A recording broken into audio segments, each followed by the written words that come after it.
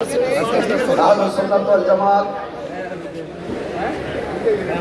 ঐক্যবদ্ধ আহলুস সুন্নাত ওয়াল জামাত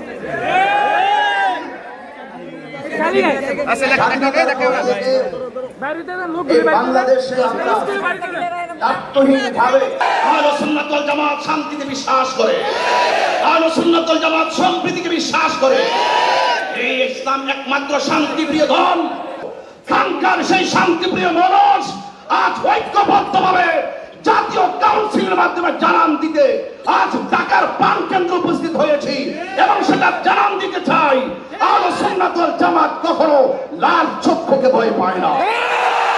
কারণ আহলুস সুন্নাত ওয়াল জামাতের চোখের মধ্যে আছে মদিনাওয়ালার সবুজ গম্বুজের দৃশ্য। আমি আজকে জাতীয় কাউন্সিলে জাতীয় ভাবধারে একটি কথা বলতে চাই, আজকে যারা কাউন্সিলে আসবেন, কাউন্সিল গঠন হবে, ওয়াদা করতে হবে, কমিটমেন্ট করতে হবে, কনফিডেন্স রাখতে হবে।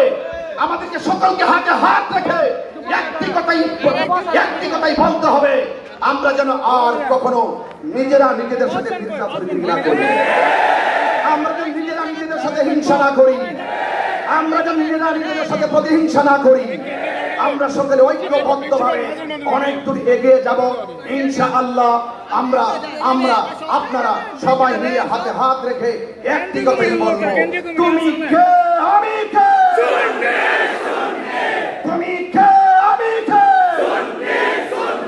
নীরব না বিপ্লব, নীরব না বিপ্লব, নারায়ে তাকবীর, আল্লাহু আকবার, নারায়ে রিসালাত, ইয়া রাসূলুল্লাহ, আহলুস সুন্নাত ওয়াল জামাত জিন্দাবাদ, জিন্দাবাদ। ঐক্যবদ্ধ আহলুস সুন্নাত ওয়াল জামাতের জাতীয় কাউন্সিল সফল এবং সার্থক হোক সেই প্রত্যাশা রেখে বিদায় আলোচনা করছি।